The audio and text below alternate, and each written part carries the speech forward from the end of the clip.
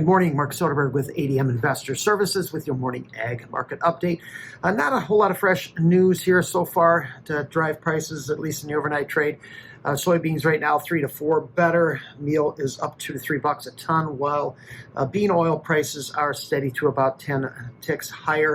A little bit lower in the feed grains, corn off about a penny, while wheat is 2 to 4 cents lower.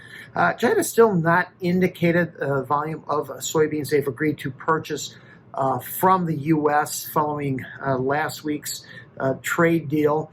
However, they have at least announced the lowering of the reciprocal tariffs on U.S. imports, including agricultural goods, down to 13%. This is effective November 10th. It still leaves the U.S. at a disadvantage to Brazil that face only a 3% tariff. So I think this will likely prevent large purchases of U.S. soybeans. I just don't think the current dynamics in the marketplace are sustainable. Something has to give in order to shift China's buying interest back towards U.S. beans if we have any hope of seeing 12 million metric tons of beans sold to China by the end of the year.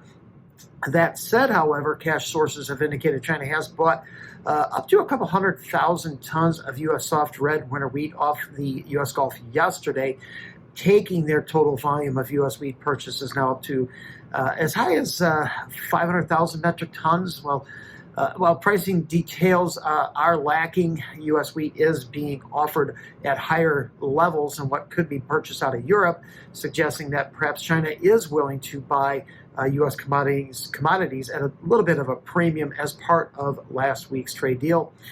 November bean deliveries, they've fallen out to only 4 contracts, after holding just over 200 contracts the previous few sessions. Markets also brace for a potential Argentine port workers strike. I think this may be contributing to the recovery in soybean meal. U.S. Supreme Court will begin hearing arguments on whether the Trump's use of tariffs were legal, something that a lower appellate court has deemed were not. South American weather, mostly favorable. Showers are starting to fill in over much of Brazil overnight and into this morning, including some of these previously missed areas in west central and northern growing areas of Brazil.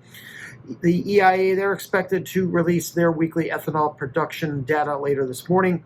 Expectations are for production to have reached 323 million gallons last week, slightly above the 321 the previous week, and if realized, would be just above the pace needed to hit the USDA corn usage forecast of 5.6 billion bushels. D's corn is, as mentioned, kind of settling in here just below unchanged as we approach the morning pause. Resistance is at last week's high at 437 with support at the 100-day moving average at 419.5.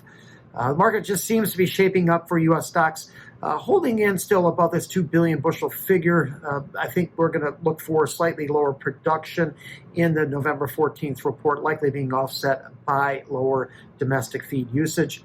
Inside trade for jam beans overnight, which I think we desperately need to see some clear evidence of large-scale Chinese buying to hold prices here above this $11 level. That or a much more threatening weather situation in South America. Next resistance on the charts above the market for the spot contract in this 1130 to 1135 level. That is, we still have a small gap left on the weekly bar chart, that from July of 2024. Oil hovering just below that 50-cent figure, while meal is consolidating within this week's range. Wheat prices are backing off here a little bit, that after reaching fresh 3-week highs yesterday in both Chicago and in Kansas City. Their 100-day moving averages now serve as support, which were resistance here as we cracked above those earlier this week. Thanks for listening, everyone. I hope you have a great day.